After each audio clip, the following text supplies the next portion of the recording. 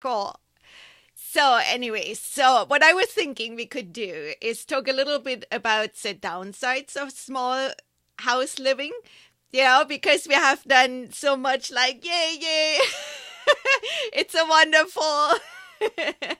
And so, and there are always two sides to the story. So I thought, yeah, absolutely. So first, I wanted to see if we can do a little update. Last time we talked, your house was maybe en route or maybe not, and you were hoping. So what's happening with that? Yes, we are.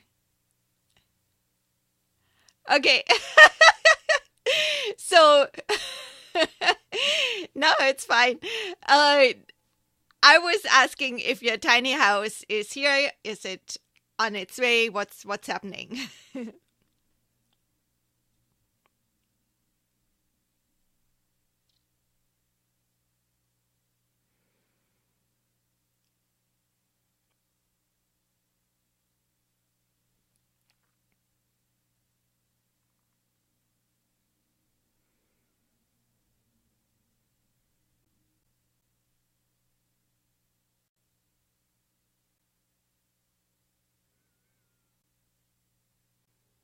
Yeah, why don't you tell us a little bit why the laundromat is not working for your family?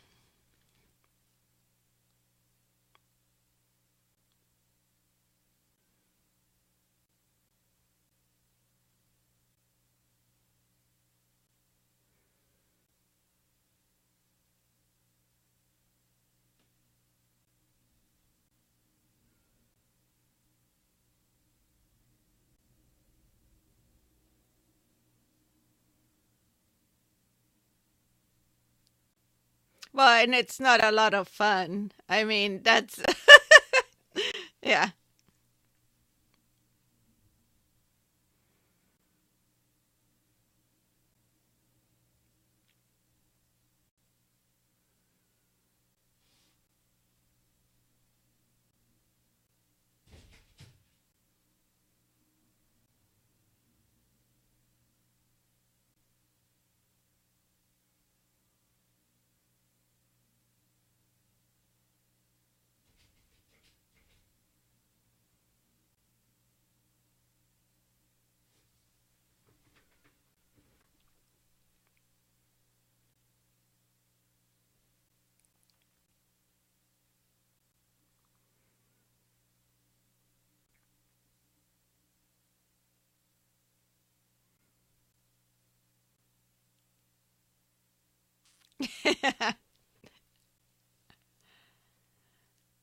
So, so you were saying, so you in your tiny home you actually have a washer and dryer, but if you talk about shared one in a community, would that then means that people can only use certain cleaning agents?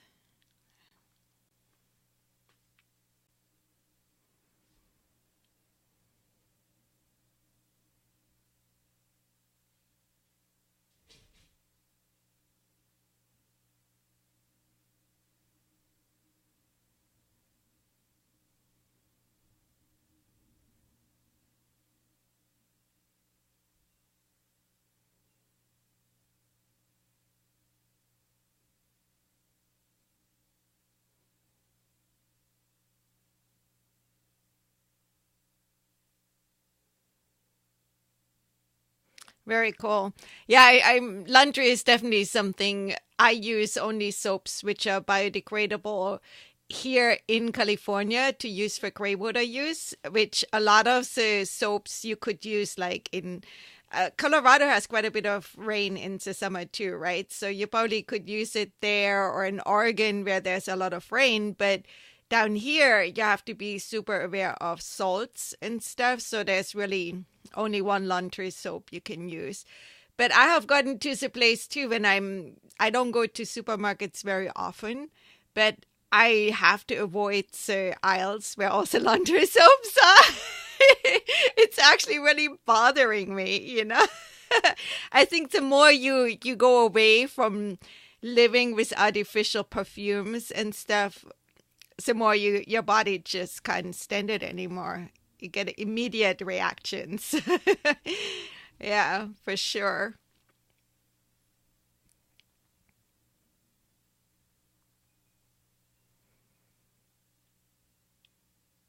Yeah.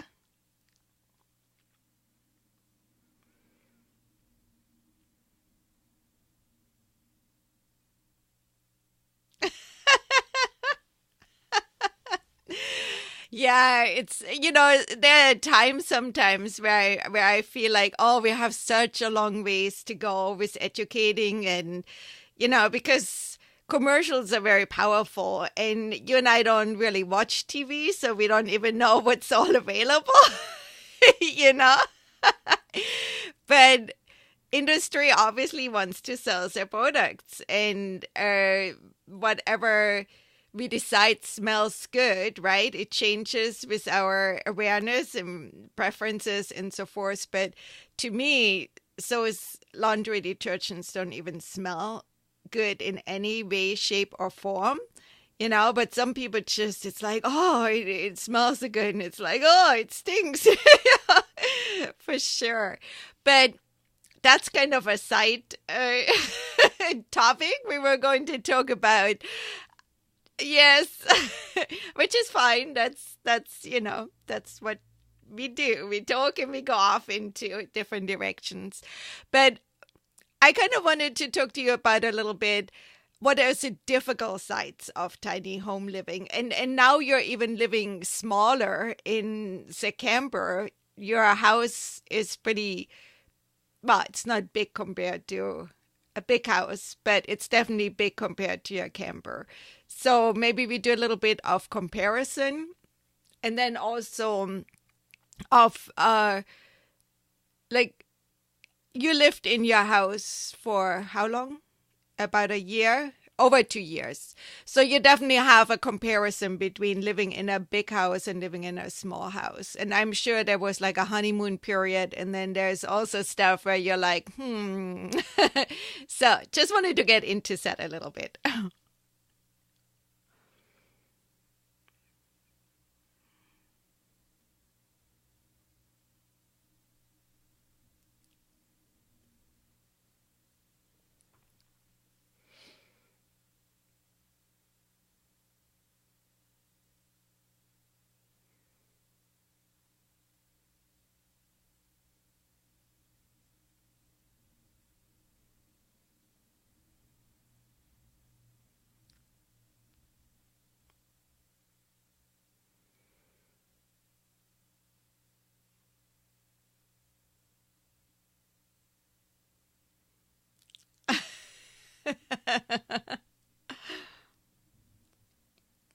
Yeah, there.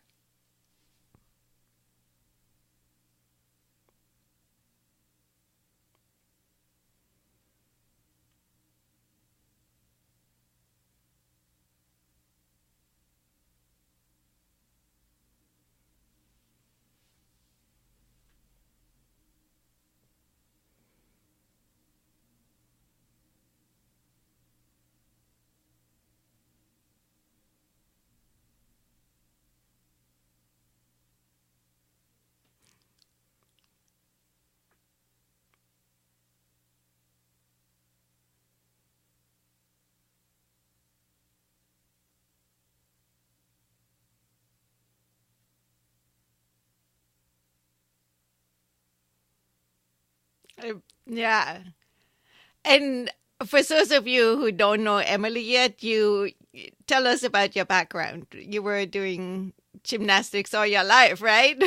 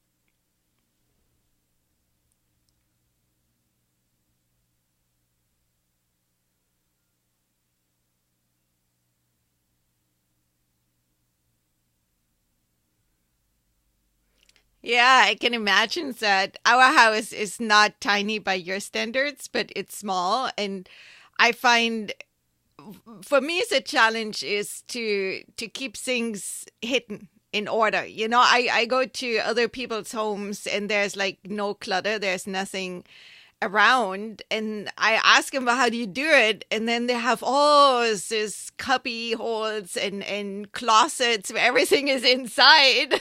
And it's like, yeah, I don't have those. So like right now I have chicken food I need to mix. So I have all those big bags of wheat and oats and whatever, and it feels like my whole living room is full of big bags of food. Yeah, no.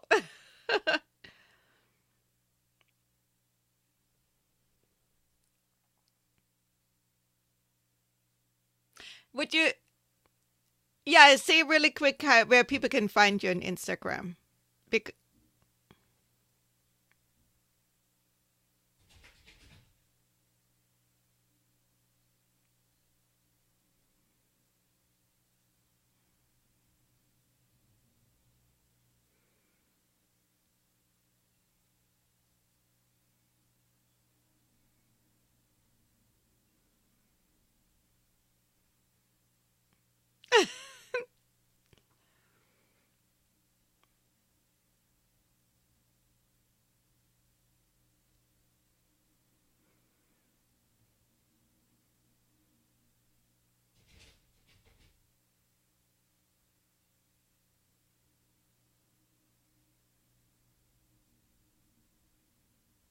Right, right, right. Which is an incentive to clean up, right? It's like, okay, I want to sit somewhere. What do I do? What do I do?